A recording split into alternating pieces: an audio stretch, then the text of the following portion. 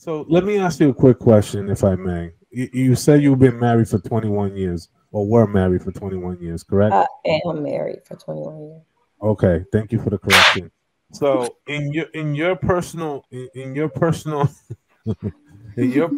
lived experience, seeing women who are married, right?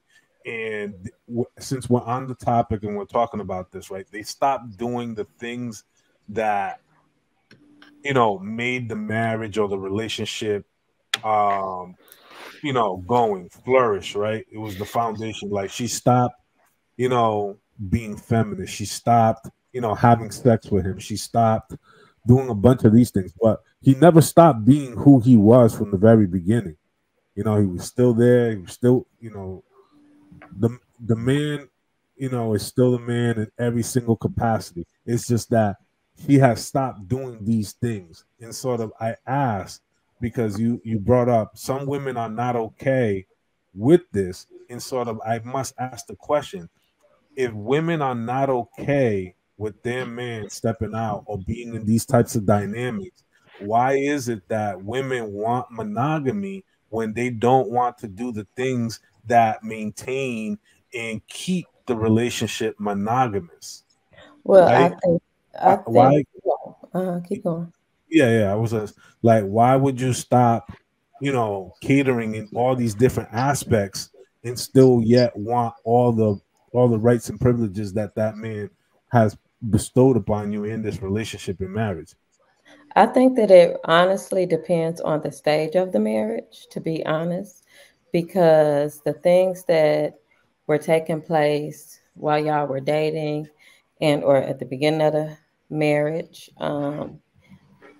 depending on, I'm saying, well, my setup was like in order. So if you all didn't have kids already, everything is going to change once those come into the picture. Okay.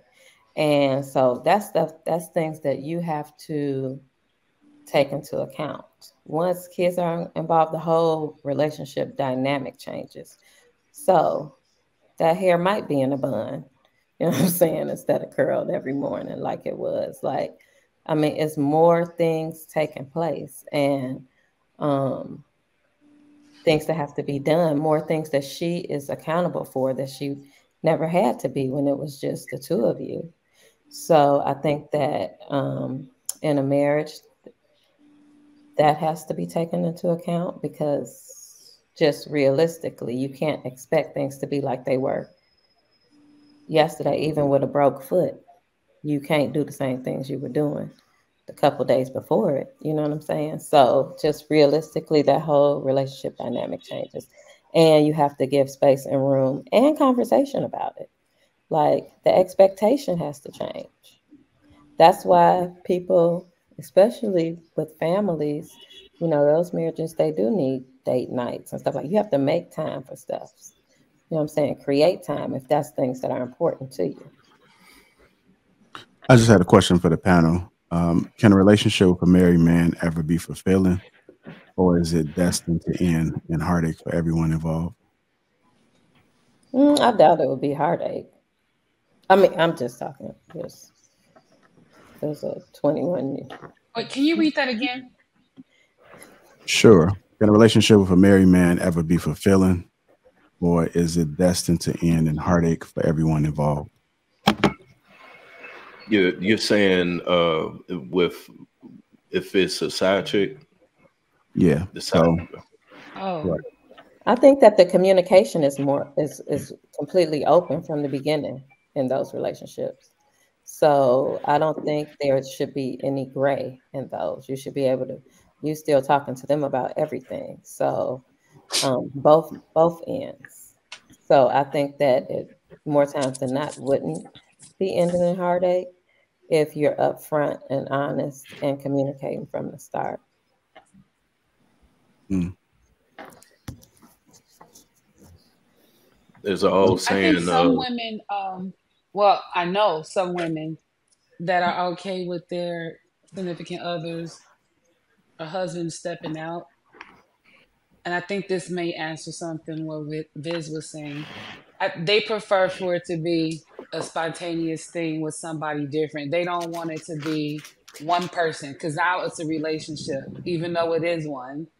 In their minds, if he's just only doing this consistently with one person, he's building something. A lot of times they won't even leave until someone gets pregnant, because that's another attachment that has now come between them and that marriage. So a lot of them prefer for their husbands to go out there and go to a strip club or something, or, then to find somebody and build something with. And now y'all done got a whole situationship. Now you're in a poly relationship. So I would honestly, just me, just being married for decades and all, I would prefer it being a single person. I don't want you out there slanging dick everywhere you go.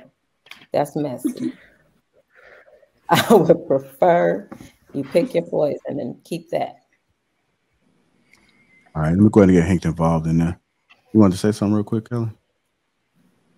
Well, I was going to say, in regards to what Viz brought up as far as the Menendez brothers, the husband was cheating with men and women, or a man and a woman. I don't think that's healthy.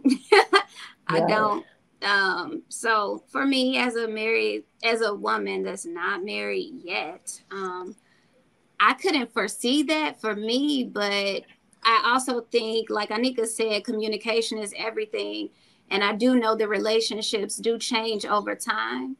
So, maybe you're not able to foresee it, but it could be something that the couple might be willing to explore. I don't think I'm that explorative, but, like I said, different strokes for different folks. And I do believe if you do want that relationship to last, you have to be understanding and you have to communicate. So I know what I wanted to say earlier. It's, ladies, it's not that you're not enough. A lot of you ladies, and I know Biz is gonna come for me. It's not that you're not enough. A lot of you are perfect and you're enough. It's just that there are certain men who are just too much. It's not that you're not enough. It's just that there are certain men who are just too much. And too much what? They're just too much to kind of handle. They're too much. They have too like much D of a too much. Yikes! No, not so much D too much. It's just that they're insatiable. They're insatiable lust, for either sex or for women. It's just on a higher level than most other men, and we have to be honest about that too. So that's why I preface my statement by saying it's not that you're not enough. It's just that there are certain men who are just too much. I think they have high sexual appetite. Hypersexual men. A lot of hypersexual men. But you have to know who you're marrying too before you enter a marriage with a hypersexual man. If you know that's not for you, then maybe you should be the mistress versus the wife. A lot of women do know that, and they still want to marry that, even though they later like, I can't keep up. But I don't want you to go out there and mess with anybody, though. I just want to put you in this jar and leave you on the shelf right here. And that's really what's happening.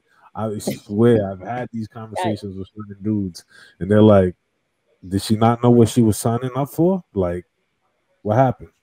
Well, I guess with that being said, it validates the topic. Marriage isn't for everyone. Some people get into it just because they have that fairy tale in mind. Like, okay, well, I want to get married. I want to have kids. I want to do this. I want to do that. But they don't know the responsibility that comes with it.